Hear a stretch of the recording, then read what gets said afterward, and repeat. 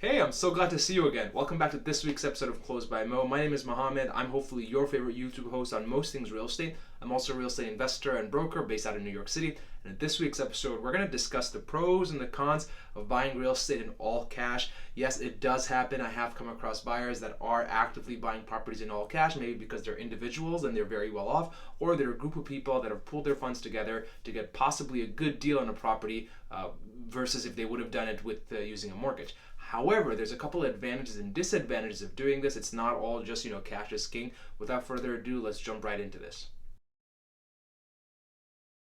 Now, arguably, probably one of the best reasons for buying something in all cash is just because it's faster and it's more simple, right? You don't have to worry about whether or not the bank has any restrictions on the property, whether the bank will force you to put any contingencies with insurance or with, let's say, how much you close or when you close by, and who the bank has to involve in the entire process, because now they have a stake. They might require you to order environmental reports, other structural inspections, things like that you maybe already are an expert in the property itself, but those are the things that you won't necessarily need if you were to come in and buy something in all cash. Other advantages, of course, include the biggest thing, which is negotiation power, right? When you're buying in all cash and you show the seller's side or the selling broker that, hey, I have the proof of funds here, I have all this money in my bank account, that is enough to support the offer that I've made on the property.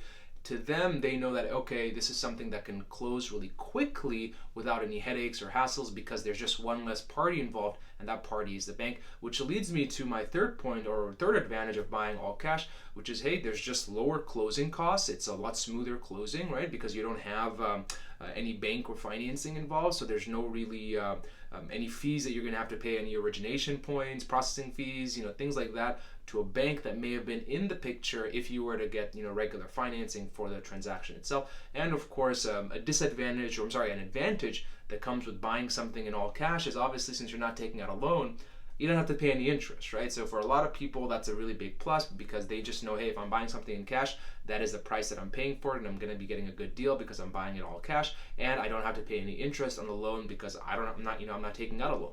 However, there are a couple of disadvantages when it comes to buying in all cash, and again, these are very subjective. It matters a lot on what your financial situation is and how you're sort of structuring your taxes and how you're playing the game or setting up the strategy to minimize your taxable income.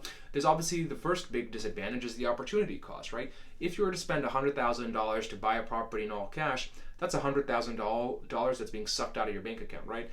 You could have possibly spent that $100,000 on basically anything else, and that would be the opportunity cost of buying that property in cash, because you could have put that $100,000, I don't know, in mutual funds, in the stock market, basically investing in anything and everything else that maybe could have gotten you a higher possible return versus your real estate transaction. A couple of other disadvantages, obviously, the reduced liquidity, right? If you're signing over a $100,000 check, that's $100,000 that's leaving your bank account, so you're not going to be as liquid, and that maybe that doesn't sit right with a lot of people. Sometimes people prefer to have a big enough cushion to fall back on should they face any hardships, or should they, God forbid, something were to happen to them and they need to rely on their emergency reserves.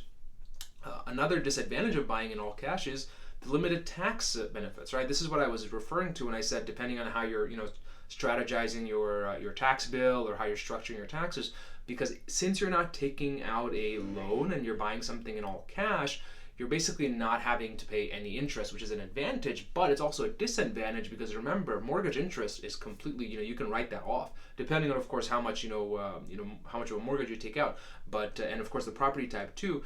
But a lot of your mortgage interest can be a write-off, and for people that might have a huge taxable income, at their top line, they might prefer to take out a loan to use that mortgage interest to reduce their taxable income burden, so then they'll fall under a lower tax bracket, which is something you wouldn't get if you were to buy in all cash, because ergo you're not taking out a loan, so you don't have any mortgage interest to write off. And of course, there's the fourth and final point of buying all cash is just missed investment opportunities, which ties back to the first point about the opportunity cost, right?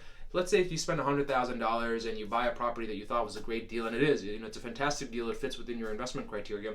If another deal comes along and that costs like $150,000 or maybe $80,000, you've already spent that $100,000. So now you're missing out on other deals or other transactions because you've bought the first few couple of properties in all cash. So you should always consider that there's advantages and disadvantages to every single situation. There's a lot of nuance when buying it all cash. Yes, the advantages are that it's a lot faster, everyone loves cash, you can probably get a good deal, but the disadvantages are that it might just not work with you. Now there's a happy medium here between buying all cash and also getting the tax advantages, and that is what we call delayed financing.